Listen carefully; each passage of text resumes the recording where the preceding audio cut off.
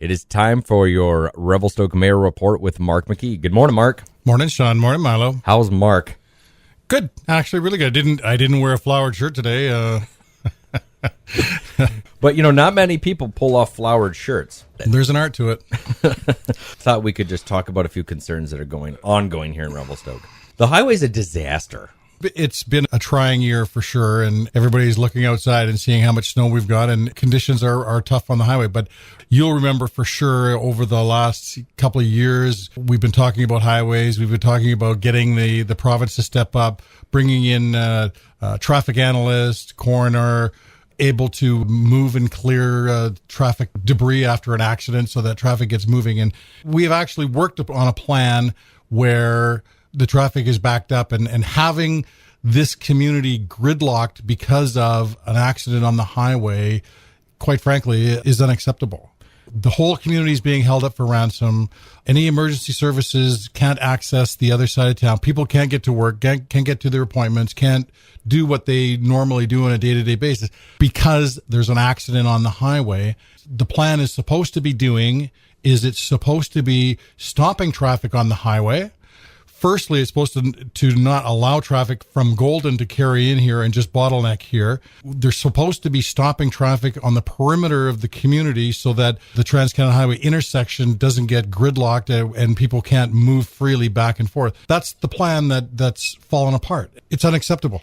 It is unacceptable. Extremely annoying when you spend a lot of time, you sit around a table and you have an agreement, you have a plan, and it doesn't get implemented. If the province isn't going to look after this section of the highway, then they should hand it over to the city, fund it, and we'll look after it and be responsible, because there's people out in the community that are blaming the city anyway. So we might as well take it over and take the blame. And hopefully, I don't think it would be that much of a stretch to do a better job than what was being done here. You could have a 6-lane roundabout. When the highway's clogged, it doesn't matter how big the roundabout is. It's not going to do anything. It's not that difficult. Just stop the highway at the entrances to town so that they're not clogging up the community. Get people to pull over to the side of the road so that there's a clear lane going through, and have traffic flaggers there that are managing the traffic so that, you're heading west? Well, you're not going anywhere, so you might as well park right here. You want to go to town? Yeah, just bypass here and go into town. You want to go to Columbia Park? Go across. It's not rocket science. Having a highway closed, I wasn't there. I didn't see it. I don't know how bad it was. 6, 8, 10, 12, 14 hours. Maybe we should be promoting and advertising when the highway's open, because it seems like it's closed more than it's open these days. Speaking of the highway, I was wondering if you could do me a favor. I've got some friends in Calgary. If you could deliver them some BC wine for me. Yeah. Wow, there's a big mess, huh? Well, we could all work on that glut of BC wine that's going to be sitting in the liquor stores, and there's nothing wrong with that either. This stuff is awfully cheap now. And it's darn good, too. Yeah. So is there anything that you think that we should be touching base on? Is there anything that's really relevant that's going to be coming up in the next short while? Of course, we're in budget, and the recommendation is going to council on Tuesday to approve it as a draft. Then it goes out to the public for comments. It's kind of interesting this year is that we're separating the budget into a couple of different areas. We're having a core budget, which is this is what we need to be running the city to the expectations of the community. So there's that budget there. That budget is having a 3% increase. So minor new staff, but there's union contract of a 1.7% increase in wages and cost of doing business and goods and services that we're producing. So that core budget is seeing a 3% increase. And then we're having the extra budget, capital and wish lists of staff to look at, and council's looked at that.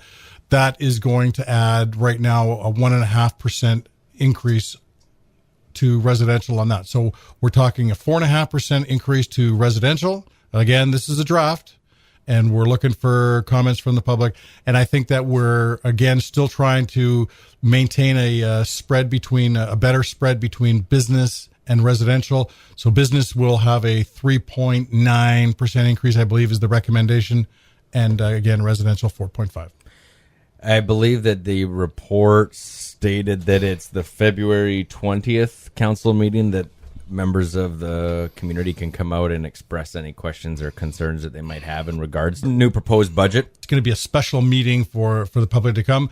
But again, the 13th, it goes into an approved draft, and then it's released out to the public. I had a chat with the chair from the Revelstoke Housing Society, and they're actually looking for another board member. They're looking somebody with some treasury experience to be a part of that. So if anyone would be interested in jumping and taking the helm on that one, they could certainly use it. And they're going to be possibly putting together the 21-unit project that's going to be on Humbert Street. And a few people asked me, where's that? Because it ends on Oscar, but it'll be expanded. Yeah, that's right. It'll go into the Bridge Creek property.